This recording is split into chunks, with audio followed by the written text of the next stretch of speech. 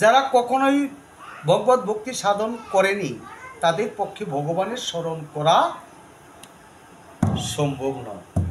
সবার কি সম্ভব হয়?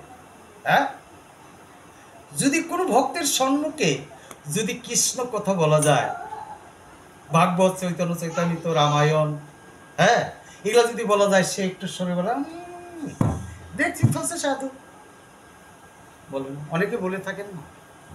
হ্যাঁ, কাজে সেই ভক্তির নিকটে কৃষ্ণ কথা বলা নিষিদ্ধ, কারণ ওর কর্ণে এটা যাবে না, তাই না? ঐশ্বরিক বা, তাই না? শাস্ত্রে আছে না, কোথায় স্বর্গ কোথায় নরক কে বলে তা বহুদূর, মানুষের মাঝেই স্বর্গ নরক, মানুষের মাঝে সুরাসুর, তাই না? তাহলে মানবের মাঝেই তো সবকিছু আছে। হ্যাঁ, ওই যে একটু আগে বলে গেছি না, আমি স্বর্গে থাকি না, মর্তে থাকি না, পাতালে থাকি না, থাকি কোথায়? আমি ভক্তের হৃদয় মাঝে। যে ভক্ত আমাকে চিনে নিতে পারে, জেনে নিতে পারে, সেই ভক্তিরই আমি হয়ে থাকি। হরে কৃষ্ণ। তাই শ্রীকৃষ্ণকে মনে রাখতে হলে সর্বক্ষণ অবিরাম বদনে কি করতে হবে? কৃষ্ণ কীর্তন করতে হবে। কলিতে একমাত্র কি? কলির ধর্ম কি? কলির ধর্ম একমাত্র হরিনাম সংকীর্তন। চারি যুগের চারি ধর্ম জীবেরও কারণ, ইহা হইতে ধর্ম আর নাহি সনাতন, তাই না? আছে না? তাহলে কৃষ্ণ নাম একমাত্র, যে নাম সেই কৃষ্ণ ভজন নিষ্ঠা করি, নামের সহিত আছেন আপনি শ্রী গৌর।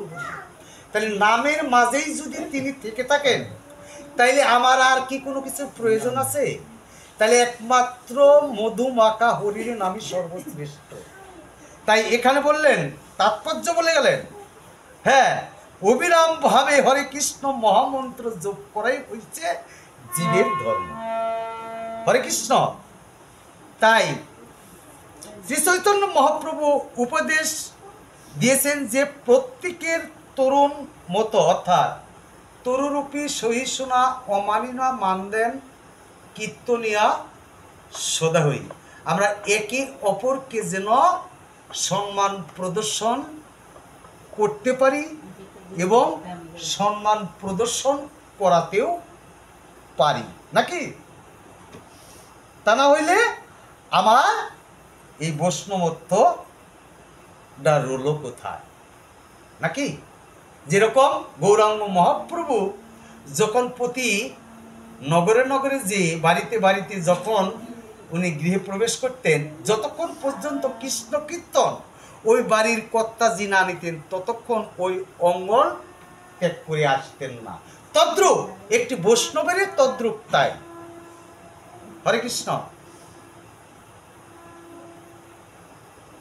যে ব্যক্তি হরে কৃষ্ণ কীর্তন করবেন তার অনেক রকম বাধা বিঘ্ন আসতে পারে, তাতে সত্যে ও এ সমস্ত বাধা বিঘ্নগুলিকে সহ করে তাকে অনবরত কৃষ্ণ কীর্তন করিতে হবে, তাই না? বাধা বিঘ্ন আসতে পারে। যেমন আমার মিতা একাদশীর আগের দিন বা একাদশীর দিন কীর্তন করতাল নিয়ে কীর্তন করেন। সে কি করলো না করলো সেটা আমরা আপনাদের আমাদের দেখার বিষয় না। সে গৌরাঙ্গ মহাপ্রভুর কীর্তন মুখস্থিত বাণী প্রতি নগরে নগরে বিলীন করছেন, তাই করছেন না? তাকে যদি কিছু মাদুকরি দিলে দিল, না দিলে না দিল, তাতে তা সে কিন্তু সে কি বলছেন যে আমাকে 10টা টাকা দাও, 5টা টাকা দাও, একটি টাকা দাও, নাকি? কিন্তু সে যে নগরে নগরে কীর্তন করছেন এমন বান্ধব কয়জন আছে? হ্যাঁ, তাকে আমি ধন্যবাদ দিই। হ্যাঁ,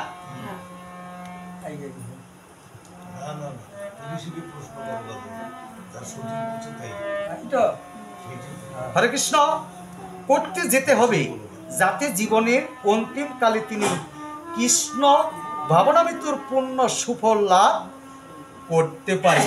অভ্যাস করতে হবে। তাহলে কি করতে হবে?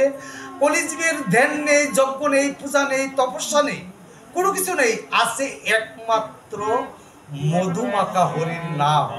যদি বদনে একবার এই কৃষ্ণ কথা যদি একবার বলতে পারেন, আপনি সারাদিন যত পাপ করেই থাকেন, একটিবার কীর্তন নিলে পরে সেই পাপ